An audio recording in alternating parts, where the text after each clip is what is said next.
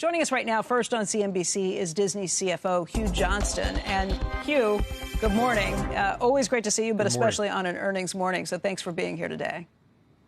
Yeah, happy to be here with you, Becky. Obviously, feel great about the quarter, well in excess of expectations, and most importantly, broad-based growth.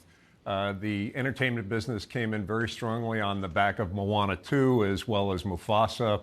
And the experiences business performed very well, in excess of where we expected, despite the fact that we were dealing with hurricanes and the startup cost on a ship. The business actually, ex those costs, grew 6% in the quarter, which was a little better than we expected. So we feel like we're off to a great start to the year.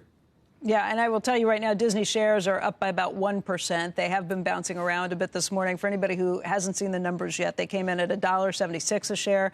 That's up from the $1.22 a year ago and compares to $1.45 that the street was looking for this most current quarter.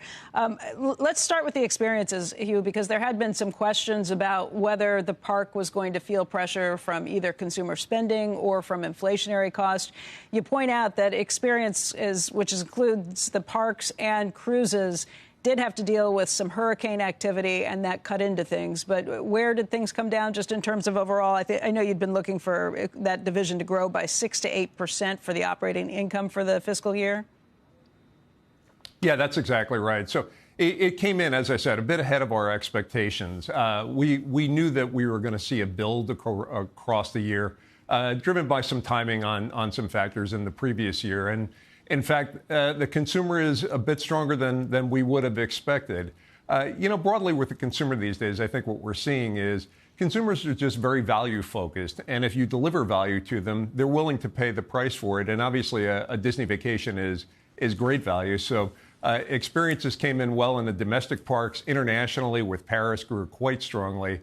And the cruise ships continue to perform well. So really across the board in experiences, we saw more strength from the consumer than frankly, we had expected.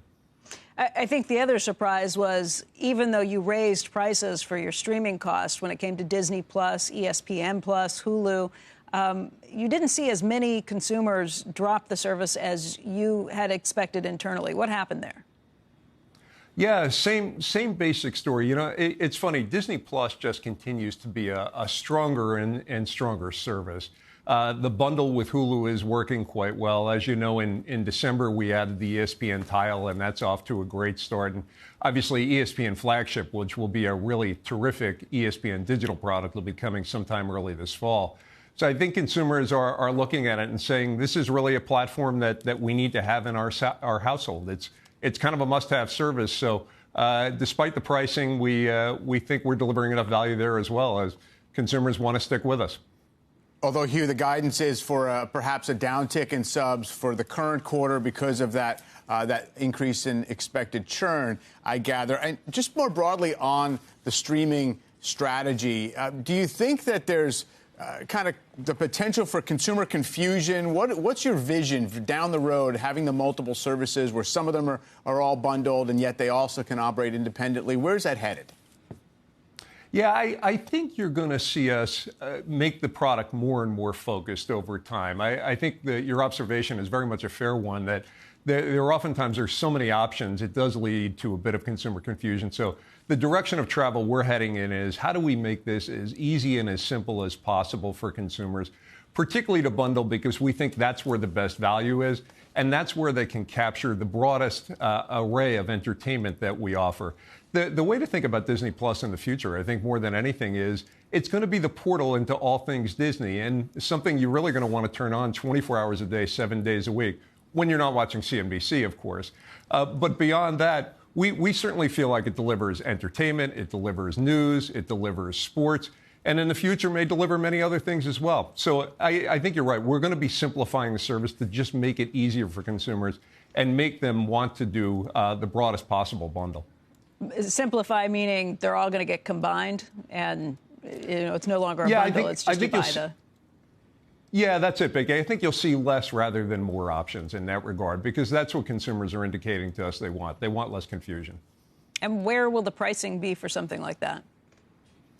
Well, right now, I think we've got pricing that's going to be in place probably for the next 12 months. I expect this as a product that will continue to increase in price gradually over the course of a number of years.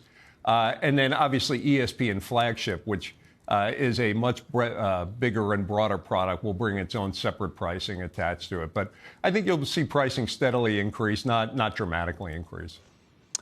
You know, Hugh, the profit line for Disney Plus, Hulu, and ESPN was $293 million. That was up from a loss of $138 million a year ago, and it's more than $100 million greater than the profit that the street was expecting. So what happened? What were the levers that worked there?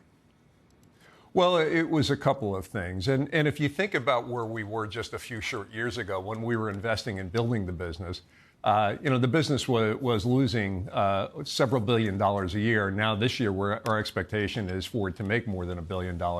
It's a combination of we've made the product better in terms of recommendation engines and all of those things that make it easier to use. In addition to that, because we're adding such terrific content, both on the movie side with the aforementioned movies, as well as terrific content like Shogun and Abbott Elementary and High Potential, it's a more compelling proposition. So the churn is going down and the stickiness is a little bit higher than what we had expected. And then on top of that, we found the right balance in terms of the level of investment that we need to put into content. So from that perspective, we have costs, I think, in a better situation. So you add all of that up, it's turned from a business where we need to invest in to a business where we're going to continue to invest, but at the same time, we'll continue to drive the margins that we'd indicated earlier and grow subs simultaneously.